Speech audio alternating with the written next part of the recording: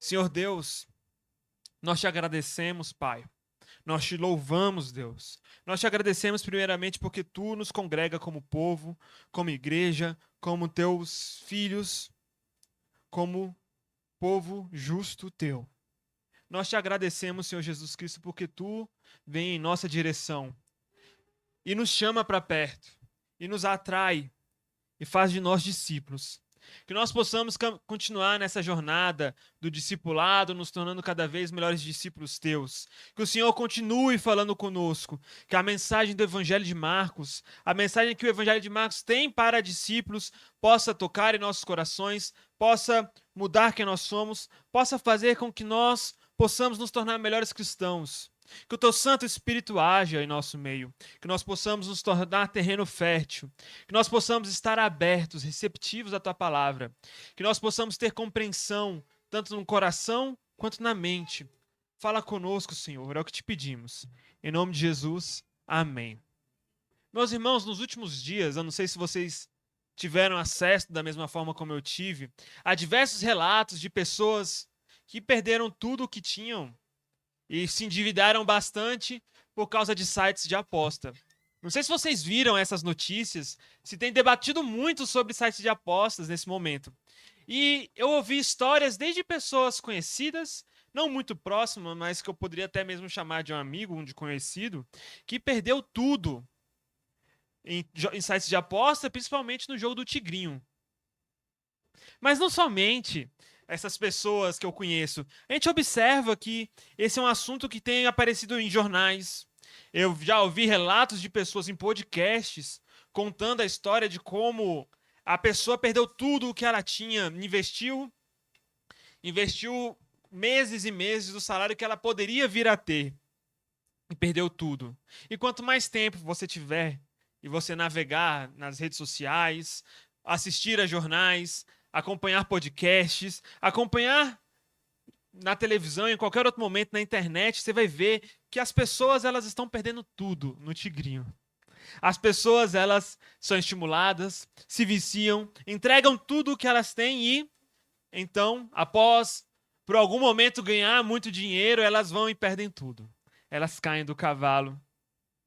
E principalmente com um sentimento que essas pessoas têm é único. Elas normalmente costumam falar que elas se meteram em uma grande enrascada. Elas se meteram em uma grande enrascada. Afinal de contas, essas pessoas foram enganadas. E quando elas menos perceberam, elas se meteram em uma grande enrascada e já não conseguiam se livrar tão facilmente do jogo do Tigrinho. Jogar no Tigrinho, meus irmãos, então fica a dica aí pra vocês, é uma grande enrascada. Não caiam nessa, tá bom? Por favor, por favor. Mas para que a gente possa se perceber uma enrascada, a gente pode encontrar nessa situação sendo enganado, como essas pessoas normalmente são. Mas para se meter em uma enrascada, às vezes, a gente não precisa ser enganado. Ou talvez a gente até precisa ser enganado. Mas às vezes a pessoa que engana não é aquela pessoa que vem falar para você: faça isso que você vai se dar bem. Me siga, me acompanhe. Vote em mim. Olha o que eu estou fazendo aqui para vocês. Olha como eu sou incrível. Olha como eu sou um maioral. Às vezes, não precisa de alguma outra pessoa tentar te enganar. Às vezes nós mesmos nos enganamos. Nós mesmos queremos acreditar que algo é de algum jeito. E por mais que existam sinais claros na nossa frente de que aquilo que nós estamos vendo não é exatamente aquilo que realmente é, nós seguimos e nós tentamos imaginar que, não, certeza que não é isso, eu vou continuar. Quando nós entramos no enrascado, normalmente é uma enganação. Ou nós somos enganados por outra pessoa, ou nós enganamos a nós mesmos. Nós enganamos a nós mesmos. Ou então a gente cai num golpe, alguma coisa do tipo. Enfim. A verdade é que se você se engana a si mesmo para cair numa grande rascada, significa que você estava sonhando com coisas que não iriam acontecer. E você queria que essas coisas acontecessem. E os sinais estavam ali de que não ia acontecer. Às vezes alguém até mesmo vem te dar uma dica: olha, você está achando que isso vai acontecer na sua vida? Eu não tenho certeza, viu? Se eu fosse você, se você está esperando isso, tudo bem, você pode seguir por esse caminho, mas essa expectativa que você tem não vai dar em nada, viu? E aí, quando você menos percebe, você já jogou tudo que você tinha e perdeu tudo. Você se meteu em uma grande enrascada. Então, nós falamos aqui de 2 tipos de enrascadas, existem muitos outros. Mas eu acredito que os discípulos de Jesus, eles se meteram no segundo tipo de enrascada. O que Jesus foi muito claro para eles o tempo inteiro. Mas eles, mesmo assim, enganaram a si mesmos e estavam seguindo uma jornada, achando que essa jornada ia levar eles para um outro lugar. E Jesus, o próprio Jesus, tentou alertar eles. Isso que vocês estão esperando não vai ser desse jeito, viu? Se vocês estão com essa expectativa, vocês estão bem enganados. Mas eles continuaram. Eles foram até o fim. E quando eles menos perceberam, eles se viram numa fria. Eles se viram numa fria na noite de Páscoa. E não foi por falta de avisos da parte de Jesus. Mas vamos pensar um pouco no lugar dos discípulos, vamos? Como você não conseguiria se colocar, se imaginar numa jornada que ia te levar para o sucesso, para a fama, para o status, quando você começa a seguir uma pessoa como Jesus? Como você não conseguiria imaginar, pensar, eu sou seguidor desse tal de Jesus, logo essa é uma jornada ao sucesso, à fama, ao status e ao poder. Vamos lá, fala sério, né? Pensa comigo. Esses homens, os discípulos, em sua maioria, eles eram aquilo que a gente pode chamar de um bando de Zé Ninguém. Eles eram um bando de Zé Ninguém, galileus, da região mais pobre ali, distante da Judéia. Nem Judéia era Galileia, só para vocês verem. Da região da Galileia, longe de Jerusalém, longe dos grandes centros, pessoas pobres, Zé Ninguéms. Todos eles tinham vida simples, alguns até mesmo, em sua maioria, eram pescadores, não tinham muito dinheiro.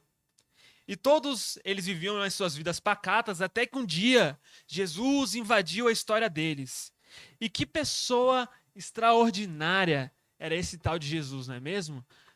Vamos relembrar algumas coisas que Jesus faz até aqui no ponto onde nós estamos no Evangelho de Marcos. O Evangelho de Marcos, logo depois do primeiro contato de um discípulo com Jesus, nós simplesmente observamos que Jesus pega na mão da sogra de um desses discípulos, no caso Pedro, pega na mão da sogra desse discípulo e ela estava bem doente, com febre, e a febre simplesmente vai embora dela e essa mulher é curada. Jesus curou a sogra de Pedro. E não somente ela, no mesmo dia, o relato de Marcos nos conta que a cidade inteira, ou era uma cidade muito pequenininha, ou era muita gente, a cidade inteira se reuniu na porta da casa onde Pedro, Jesus e sua sogra estavam. E ali, então, Jesus começou a curar muitas pessoas e a expulsar muitos demônios. Jesus, nos é dito, ele não somente curava, mas ele tinha autoridade para expulsar demônios, esses seres espirituais, demoníacos, que se lutam contra os seres humanos e que assolavam muitas pessoas e que todas as pessoas se viam sem ter nada o que fazer perante a ação demoníaca. Jesus aparecia e expulsava demônios. Jesus curava leprosos, paralíticos. Ele até mesmo curou uma mulher sem querer. Gente, Jesus estava andando, uma mulher tocou na roupa dele. Jesus nem sabia que essa mulher foi curada. Que pessoa extraordinária. Poder flui dele. Milagres acontecem onde ele está andando. E você acha que é pouco? Ele curar sem querer uma pessoa? A próxima cena narra Jesus ressuscitando uma menina. Jesus tem poder para ressuscitar os mortos também. A morte e as forças da morte não têm poder contra Jesus. E sobre quem a morte e as forças da morte têm poder, Jesus vai lá e derrota e expulsa. Jesus, aparentemente, é um homem extraordinário. Além disso, Jesus fez um enorme banquete, multiplicando pães para toda uma multidão. Ele fez um enorme banquete, fazendo com que pessoas pudessem comer. E ele não fez isso uma única vez. Jesus faz isso duas vezes. Se você for no capítulo 6, Jesus está no meio de judeus e faz um enorme banquete multiplicando pães e peixes. E logo depois, no capítulo 8, Jesus faz a mesma coisa, só que agora com gentios. Jesus faz duas vezes, uma cena com judeus, outra com gentios, enormes banquetes. De pouca comida, a comida é multiplicada, as pessoas são saciadas e sobra comida no final. Jesus é aquele que aparentemente tinha o poder para resolver o problema da fome no mundo. Isso é muito fantástico. Jesus não fez isso uma vez, fez duas. E ainda em outras histórias, nós podemos ver Jesus andando sobre o mar. Quem anda sobre o mar? Somente Jesus. Jesus, aonde ele ia, coisas maravilhosas aconteciam. Coisas incríveis aconteciam. Coisas milagrosas aconteciam onde Jesus estava. Jesus é incrível. E os discípulos tinham plena certeza disso. Onde Jesus está, coisas maravilhosas acontecem. E pense comigo, se eu estou andando do lado de uma pessoa dessas, o que eu vou achar? Que eu vou para uma jornada fracassada? Que eu estou num caminho para perder alguma coisa? Que eu estou numa jornada que não vai dar em nada? É claro que não. Esse homem arremata multidões. Esse homem faz grandes coisas. Esse homem é incrível. Como não acreditar que a caminhada de Jesus não é em direção à fama, ao sucesso, ao status e ao poder? Como não acreditar que caminhando ao lado de alguém que tem tanto poder, você também não vai ter esse mesmo poder? E na verdade, você realmente tem o poder, porque se você for no capítulo 6, Jesus fala assim para os discípulos: eu agora dou autoridade para vocês, assim como eu faço, curarem as pessoas e expulsarem demônios. E Jesus envia os discípulos. E eles vão pelas cidades e começam a fazer isso mesmo no capítulo 6, logo depois da morte de João Batista. Jesus realmente é incrível e Jesus compartilha o poder dele com outras pessoas, para que outras pessoas façam aquilo que Jesus faz, para que outras pessoas deem continuidade às ações de Jesus. Ou seja, ele poderia muito bem criar um exército de mini Jesuses por aí, para que a gente possa sair curando, multiplicando pão e fazendo coisas milagrosas por toda parte, não é mesmo? Como então não acreditar que recebendo o poder de Jesus, estando ao lado dele, eu não vou ter dinheiro, poder, status, fama e tudo mais? Como eu não posso acreditar que eu não vou herdar o mundo inteiro e ser rei dele? Como? Como não fazer isso? A resposta é simples, meus irmãos. Simplesmente não prestando atenção nas palavras de Jesus. Se você não prestar atenção no que Jesus diz e observar só as ações, você realmente vai achar isso. Os discípulos acharam isso. Por algum motivo, esse mesmo Jesus sempre teve um certo receio de se mostrar à multidão.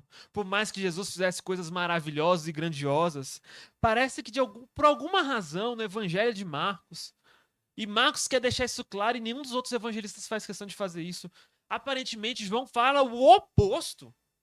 João e Marcos, eles tinham que se entender ali, né? O que Jesus queria.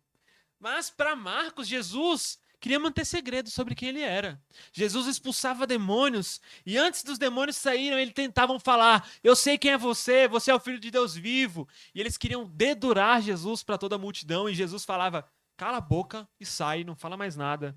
E quando Jesus e aí alguém curava uma pessoa, ele chamava a pessoa no canto e falava: olha, essa cura fica entre eu e você, tá bom? Não espalha pro pessoal não. Eles é melhor ficar assim. Deixa quieto, tá entendendo? E as pessoas iam lá e contavam. As pessoas iam lá e contavam. Aparentemente, esse Jesus milagroso, poderoso, grandioso, ele não queria ter fama para si mesmo. Ele queria manter segredo. Muitas pessoas entendem que é porque não era a hora. A hora no Evangelho de Marcos, e aqui um salto para o final do Evangelho, A hora e o motivo do porquê nós devemos considerar Jesus o Messias no Evangelho de Marcos não é porque ele cura, não é porque ele liberta, não é porque ele luta contra os poderes das trevas. A verdadeira afirmação de Jesus como Filho de Deus é aquela do centurião ao ver Jesus morto na cruz. Não o Jesus que cura, que liberta, que faz. Não quer dizer que Jesus não faça isso. De alguma forma, os sinais estavam ali o tempo inteiro para os discípulos. Jesus querendo manter silêncio, manter segredo. E essa aqui é uma das poucas coisas que Jesus nunca conseguiu fazer. A grande falha de Jesus no Evangelho de Marcos é manter segredo sobre quem ele era. Porque onde ele ia, todo mundo contava. Todo mundo falava, esse homem é grandioso.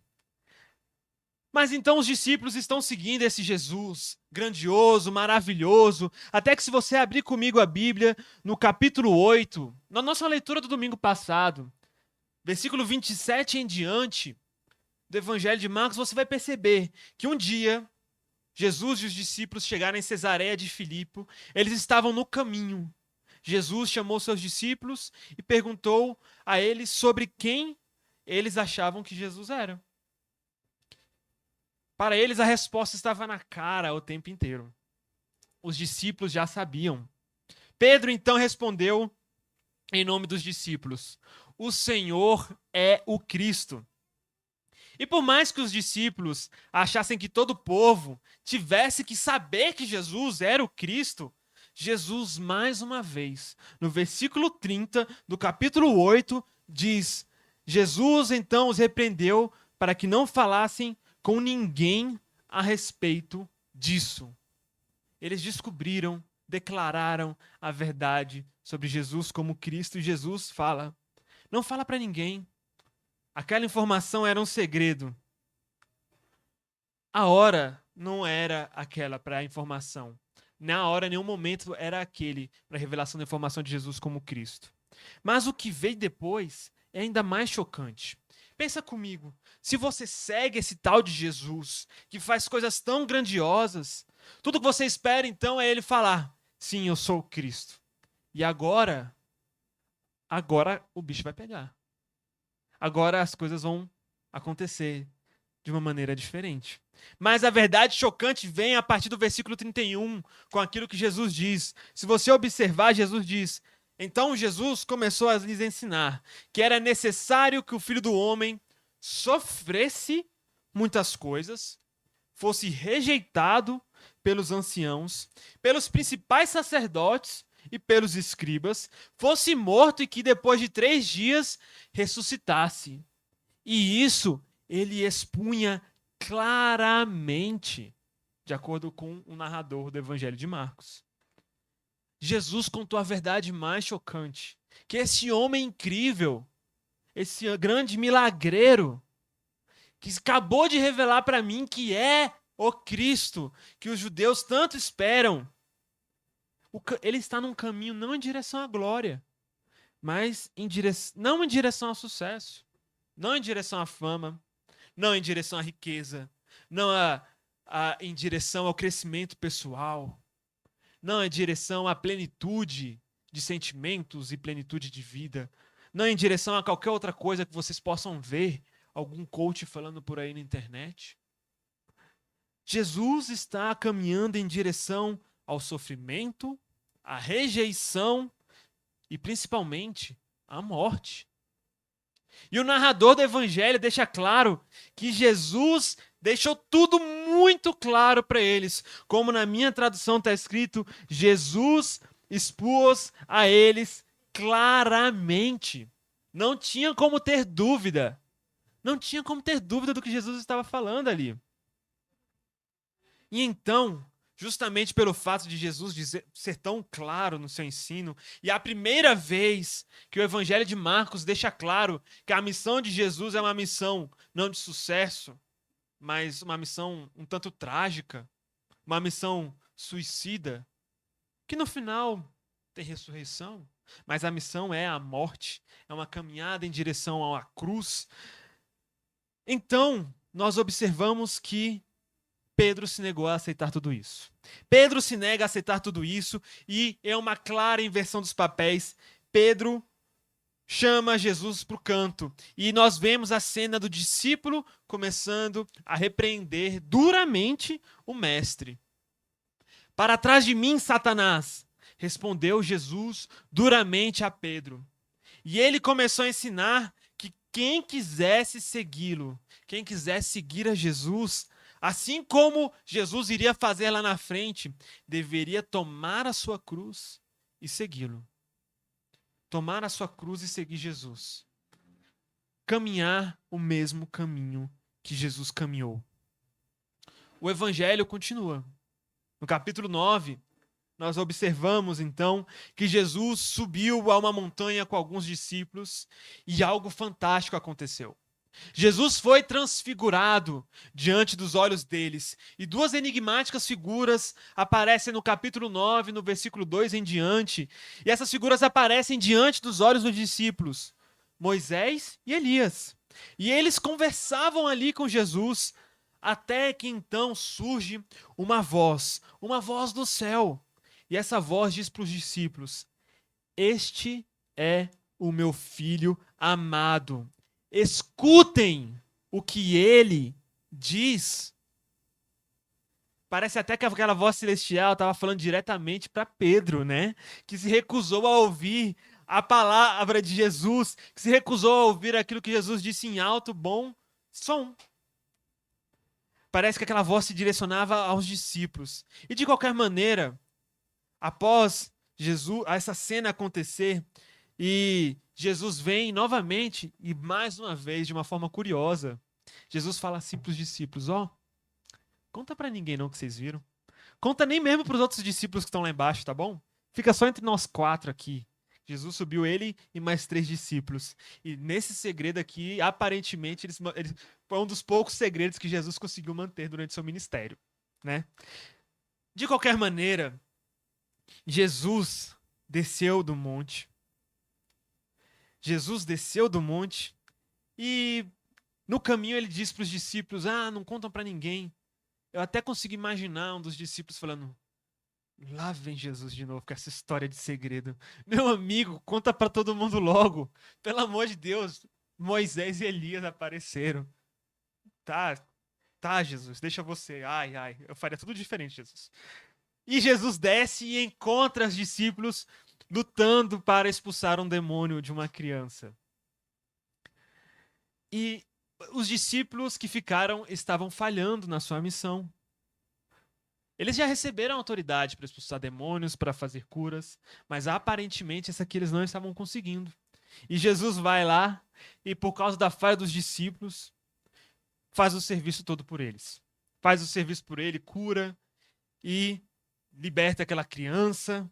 E então, por uma segunda vez, e a nossa leitura de hoje, Marcos 9, 30 a 37, uma segunda vez, Jesus prediz a sua morte para os seus discípulos.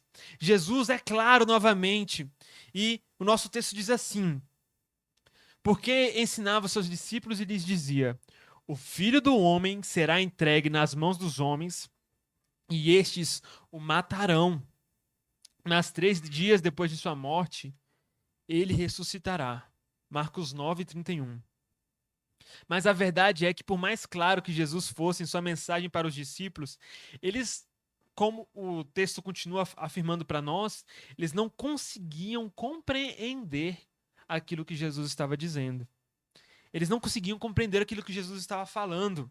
E o problema aqui não é que eles não conseguiam compreender intelectualmente, como se faltasse capacidade intelectual para os discípulos. A verdade é que eles não conseguiam aceitar a verdade daquilo que Jesus estava falando para eles. Eles não conseguiam aceitar no coração deles a verdade daquilo que Jesus estava dizendo para eles. Como pode um homem tão incrível como Jesus ser morto? Como pode um homem tão incrível como Jesus, que até aqui só venceu, perder? Como pode? Mas por mais que eles tivessem dúvidas, eles tinham medo de perguntar para Jesus. De acordo com o narrador do Evangelho de Marcos. Eles tinham medo de perguntar para Jesus. Mas a verdade é que quanto mais Jesus falava a verdade para eles, menos eles conseguiam aceitar a verdade. Eles não queriam enxergar a realidade. Eles não queriam aceitar a realidade. E a culpa aqui, vocês perceberam, a culpa não é de Jesus. Jesus pode ser incrível quanto for, mas ele foi bem verdadeiro e claro, por 2 vezes. A minha jornada é uma jornada em direção à morte, à cruz. A gente pode falar até mesmo então que os discípulos, eles entraram numa enrascada, porque eles acreditavam estar num caminho em direção à glória, ao sucesso, à fama, ao poder, à influência, a se tornar grandes. Mas Jesus estava numa jornada até a cruz e falou para eles: se vocês querem vir comigo, é jornada de cruz também, é jornada de servidão também, não é jornada de sucesso, não é para reinar, é para servir. A verdade é que os discípulos só iam ter clareza para essas coisas só depois da Páscoa, lá no final do Evangelho de Marcos, em Atos, quando eles veem Jesus ressuscitado. Eles não, durante o ministério de Jesus, principalmente no Evangelho de Marcos, daqui para frente os discípulos são uma vergonha danada, só falham. A falha final é a traição de Pedro e todos vão embora e não tem ninguém perante a cruz de Jesus para ver ele ser crucificado. Só algumas mulheres que nunca foram mencionadas. Só a mãe de Jesus que estava desaparecida e voltou a aparecer. O sinal de que eles não entenderam nada do que Jesus está ensinando é que Jesus diz, após Jesus ser claro sobre o que ele estava fazendo, o nosso texto no versículo 33 até o 37 nos conta: chegaram então em Cafarnaum, a grande quartel-general de Jesus, de acordo com o Evangelho de Marcos. E, estando em casa, Jesus perguntou aos seus discípulos: sobre o que vocês estavam discutindo no caminho? Mas eles se calaram, porque no caminho tinham discutido entre si sobre quem era o maior. Jesus, sentando-se, chamou os 12 e lhes disse: se alguém quer ser o primeiro, será o último e servo de todos. Trazendo uma criança, colocou-a no meio deles e, tomando-a nos braços, disse-lhes: quem receber uma criança tal como essa, em meu nome, recebe a mim. E quem receber a mim, não é a mim que recebe, mas a aquele que me enviou. Vocês perceberam? Jesus questiona sobre o que eles estavam conversando entre si e eles não têm coragem de contar para Jesus sobre o que eles estavam conversando. Da mesma forma que uma criança, e aqui a gente tem algumas pessoas que já foram pais de crianças pequenas, a gente tem o Rafael também, que é tio de várias crianças aí, e a gente sabe como é que criança é, né? Quando a criança está fazendo alguma coisa errada, você para e fala assim, cruza os braços, olha para ela, diante daquela clara malcriação e fala: o que você estava fazendo, hein? E eles simplesmente ficaram caladinhos. Ó, não sei. Não sei. E Jesus, então, demonstra que sabia o tempo todo e fala: olha, vocês, hein? Vocês são difíceis. Parece que vocês não entenderam. E Jesus chama uma criança e usa a criança para demonstrar como exemplo aquele sentimento de humildade que eles deveriam ter dentro de si. A verdade, vocês perceberam que os discípulos, eles sabiam que estavam errados, eles sabiam que Jesus ia reprovar esse assunto, mas mesmo assim eles queriam conversar sobre qual dos discípulos era o maior, qual dos discípulos era o mais importante, qual dos discípulos vai ser o mais honrado, qual dos discípulos vai ter mais poder, qual dos discípulos vai ter mais status, qual dos discípulos vai ter mais fama, e mais pra frente isso vai acontecer de novo. Logo depois de Jesus, pouco antes de Jesus predizer, logo depois de Jesus predizer pela terceira vez a sua morte. Vai estar lá alguns discípulos perguntando: quem que vai sentar na tua direita, hein? No teu reino. E eu imagino Jesus: meu Deus, esses aí que você me deu, a minha cruz, é que nem a gente fala, né? A minha cruz são os discípulos, pai, obrigado, viu? Tô carregando a cruz desde agora, não é só lá na frente, não. Esses aqui são cabeça dura. Meus irmãos, essa é a segunda das 3 vezes que Jesus prediz a sua morte no Evangelho de Marcos. E nas 3 vezes que Jesus faz isso, os discípulos, de alguma forma, o Evangelho de Marcos deixa claro que eles se recusam a enxergar a realidade do ensino de Jesus. Eles se recusam a dar ouvidos ao que Jesus está ensinando. E não é por acaso que eu quero que vocês vejam comigo, abram a sua Bíblia Olhem o que tem no capítulo 8, no versículo 22. 22 até o 26. Marcos 8, 22 a 26. Vocês vão ver o título dessa história.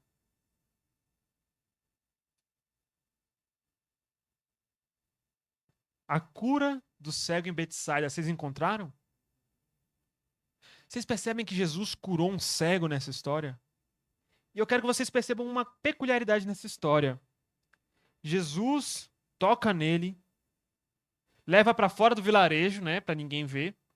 Jesus cospe nos olhos dele, coloca a mão nele e pergunta: você está conseguindo ver alguma coisa? E o que eles respondem? Eu vejo as pessoas parecendo árvores andando. É como se ele tivesse sido uma cura pela metade. E então, Jesus vai e coloca a mão de novo sobre ele. E aí, de fato, ele é curado. 2 toques para um discípulo ser curado. Como se, de alguma forma, tem gente que precisa de 2 toques do Senhor para que os olhos sejam abertos de verdade, não é mesmo? Qual é a próxima história? A próxima história é a confissão de Pedro e, mais importante, a primeira vez que Jesus vai predizer a sua morte, não é mesmo? Aí nós temos 2 historinhas com os discípulos falhando. Nós temos a nossa leitura de hoje, com os discípulos falhando em reconhecer o ensino de Jesus. E aí nós vamos ter algumas questões sobre discipulado, no capítulo 10. E no versículo 32, o que nós temos? O terceiro anúncio da morte de Jesus. Jesus anuncia sua morte. E logo depois os discípulos vão lá e falam assim: quem que vai estar do seu lado no trono de Israel? Né? Quem que vai ser o vice-rei? Né? Deixa ser eu. Eu quero governar. Deve ser tão bom. Se é o presidente, eu quero ser o chefe de gabinete do presidente. Né? E qual a próxima história depois? No final do capítulo 10, qual a última história? Logo depois de Jesus predizer a sua morte pela terceira vez, e pela terceira vez os discípulos falharem. Nós temos no final do Evangelho de Marcos, do capítulo 10, do Evangelho de Marcos, outra cura de cego. Outra cura de cego.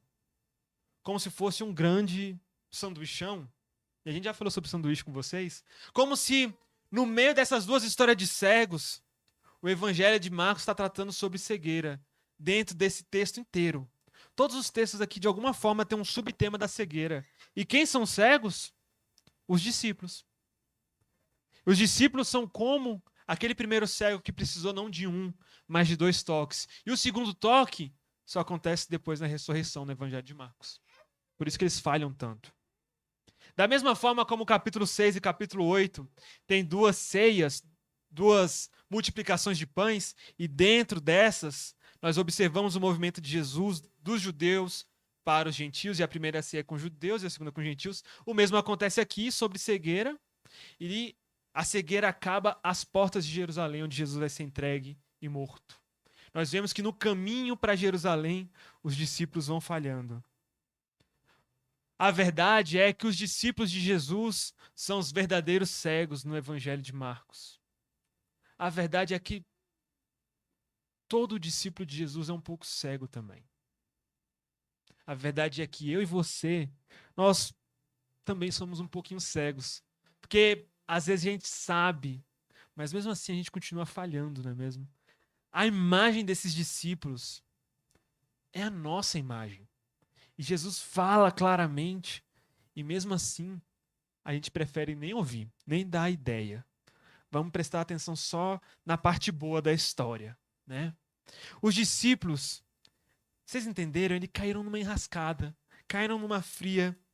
Eles estavam seguindo o caminho de Jesus, porém, eles achavam e eles insistiam para si mesmos e batiam o pé que eles estavam num caminho em direção à glória. E por mais que Jesus tenha deixado claro, eles estavam cegos, eles não conseguiam enxergar a realidade e não conseguiam ver. Eles viam tudo ao contrário. Eles estavam querendo seguir um outro caminho, que não era o caminho de Jesus, não é o caminho do discipulado de Jesus. E Jesus deixa bem claro: se alguém quiser segui-lo, deve carregar a sua cruz. E, meus irmãos, se alguém faz uma promessa de que seguir Jesus e não seguir Jesus você vai encontrar realização pessoal, fama, status, dinheiro, riqueza, poder, saibam, seria bom ter isso, mas as pessoas vão estar mentindo para você. Às vezes vem até aquele pregador e ele aparenta ter realmente tudo isso. Parece que ele tem status, poder, fama, riqueza. E ele cresce, ele é grande. E você fica impressionada com a sabedoria, com a grandeza. E se ele diz que isso vem de Jesus, saiba que ele está mentindo. A jornada para seguir Jesus é uma jornada para tomar a sua cruz e morrer, assim como Jesus morreu. Mas existe um ponto interessante. Nessa morte de Jesus, existe algo engraçado. Nessa nossa morte, juntamente com Jesus, participando da morte, assim como Jesus, existe algo engraçado, que é somente após nós perdermos a nossa vida, é que nós, de fato, encontramos a vida.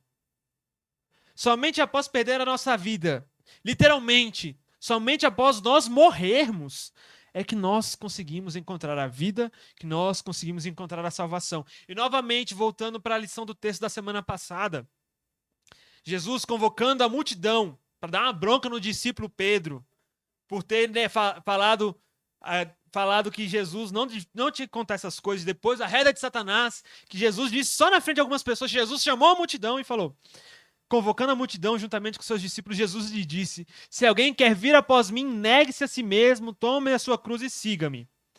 Pois quem quiser salvar a sua vida perderá, e quem perder a vida por minha causa e por causa do evangelho, esse a salvará. De que adianta uma pessoa ganhar o mundo inteiro e perder a sua alma? O que daria uma pessoa em troca de sua alma?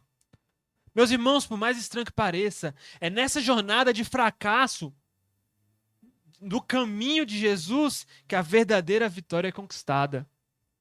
É somente nessa jornada de cruz em direção à morte que a vida pode ser conquistada. É somente após morrer que nós podemos viver.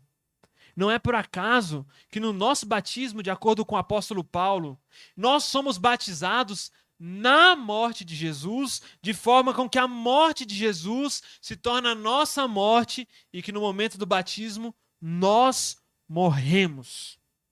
Nós fomos unidos a Jesus. E nós somos salvos porque nós fomos unidos à pessoa de Jesus Cristo e nos tornamos um com Ele. Nós somos unidos com Jesus Cristo, nós morremos juntamente com Ele. E também pelo batismo, de acordo com o mesmo apóstolo Paulo, Romanos 6, Gálatas 3 e 4, de acordo com João capítulo 3 também, mas um pouco mais difícil de entender isso em João. De acordo com eles, nós recebemos o Espírito por meio do batismo e passamos a experimentar novidade de vida. A vida cristã começa depois do batismo. A vida cristã, em outras palavras, começa depois da morte, depois das nossas mortes. E nós seguimos seguindo Jesus Cristo, carregando a nossa cruz após morrermos, mas ao mesmo tempo sabendo que esse é um caminho de vida. Esse é o caminho que Jesus propôs para nós. E que esse é o caminho no qual, meus irmãos, nós devemos ter pessoas que tenham ouvidos para ouvir o chamado.